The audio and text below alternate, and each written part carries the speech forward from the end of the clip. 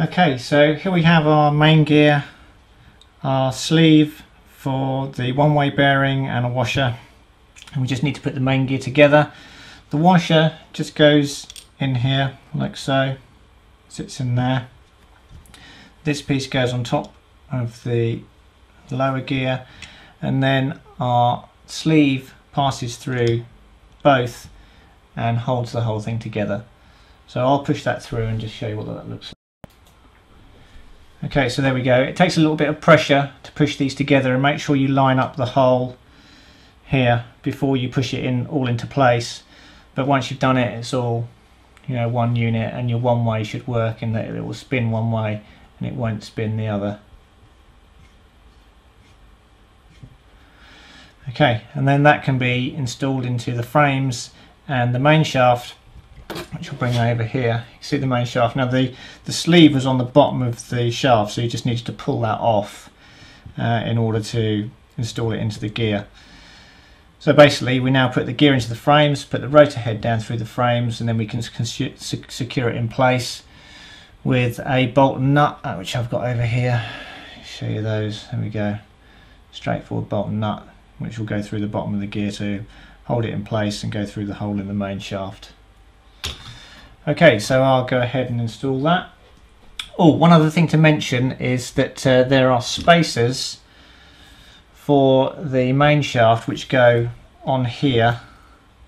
So they go on the main shaft here, and they sit basically underneath this collar here, and they're to allow you to take any play, any vertical play, out of the main shaft once it's seated into the bearing blocks. And there's two of these washers, and I don't know how many I'm going to need to use, but basically that's what these washers are for.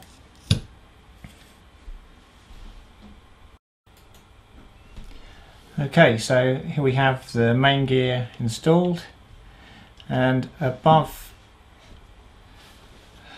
I'll just lift this up in here, I just have to use a single spacer, and that made sure that I've got no vertical play in my main shaft. There's a single bolt that goes through the gear at the bottom here with a nylock nut, which secures the gear in place. The only other thing to do was to tighten up these bolts here, these two and these two, on our main bearing blocks. Now if you want to be really accurate with this, take the undercarriage off and put the frames onto a nice flat surface like a granite worktop to make sure they're squared up, and then Loctite and tighten these bolts up. Okay, and that's the rotor head.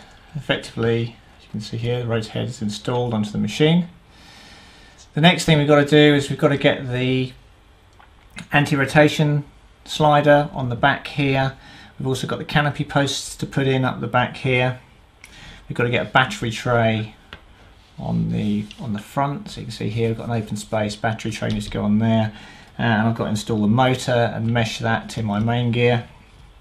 There's a head button to go on, and then that's pretty much it, I think. And then we're starting into the electronics install and that part of the build. Oh, I've also got to put a tail push rod on as well. I haven't done the tail push rod. Okay, so as I mentioned, these are the next things to put on. This is our front battery tray, head button, anti-rotation slider. We've also got the canopy posts to put on, which are these things here, and they use these threaded rods in order to install those into the frames. So I'll go ahead and put those together, and then we've got some rods to make up to go between the servos and the swash plate. Okay, so I've installed the servo rods here for the servos, and the same on the other side, and also at the back here for the elevator. And according to the manual, the linkage size for those particular rods is 21.3 millimeters between the plastic bits of the ball link. So that's on.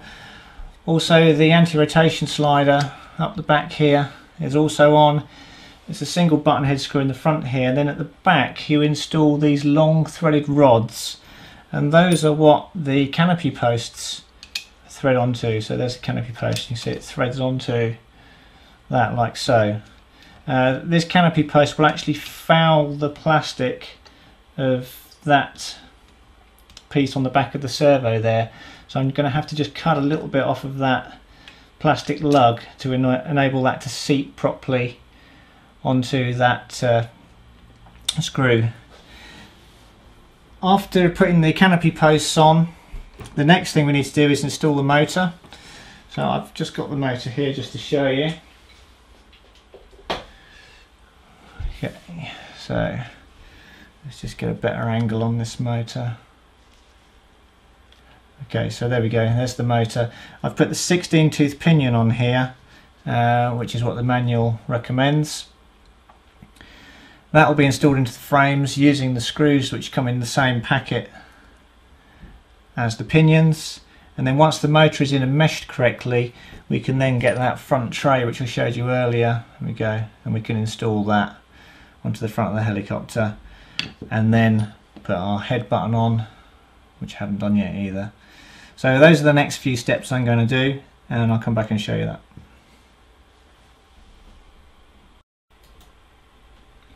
Okay, so here we have the motor and pinion installed, and if I just rock this gear, you can hear a tiny bit of backlash in there, and that's the same all the way around the gear. There's no point on the gear where it's tight and I can't get that bit of backlash. That's all we need. So the next thing is to install the battery tray in the front here. Okay, so there we have the battery tray installed, and it uses these little button headed screws, 4 of those, to install that to the machine. So the next thing for us to do is to put on the canopy posts, as I mentioned earlier, and they go up the back here on these here, and I've got to cut away a little bit of one of my servo mounting plastic tabs in order to get both of them on. Okay, and there we see the canopy mounted on that side, and then on the other side, and you can see the other one, and I had to cut away, just, you can probably see that, I just had to cut away a little bit of that plastic tab in order to get that on there. And I've also now put the head button on as well, as you can see there. So the next thing is to install the tail push rod. I've got these push rod guides on the boom. These need to be secured in place with tie wraps, which you just insert underneath them and loop them round and then cut them off, slip them off. So I've just got to run the push rod to the back, and then we're installing the blades onto the machine and the tail blades, and then we're onto the electronics install. Okay, so I've now fitted the tail push rod. You can see it underneath here. It's going through one of these guides, which is secured in place with a tie wrap, which just goes underneath it, and the same for the one which is a bit further back down the boom. Just try and show you that. Quite difficult to manoeuvre now, but there it is there, the one at the back just in front of the horizontal stabiliser. I've also mounted up the tail blades, as you can see at the back there,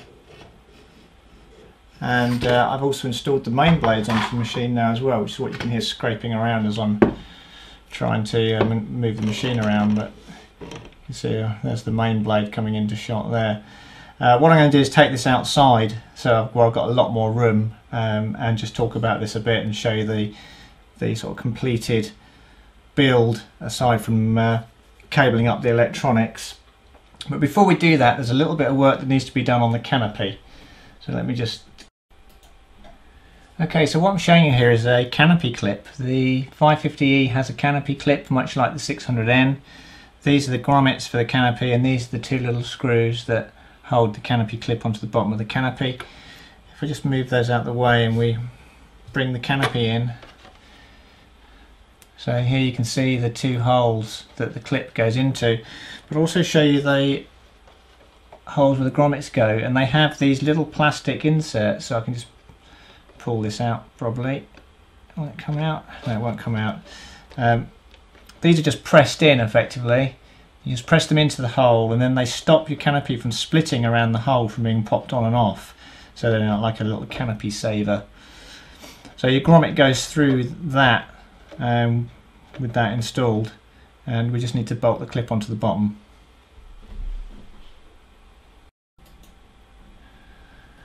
Okay, so there we have the canopy clip installed, and also our grommets installed around those little canopy savers, canopy, anti-split rings or whatever they're called. And that's the canopy completed, so that can now be fitted to the model. And from a mechanical perspective, that's everything done. I haven't fitted the speed controller to the model yet, or the gyro, so those need to be installed, and I have those here. Saw those earlier.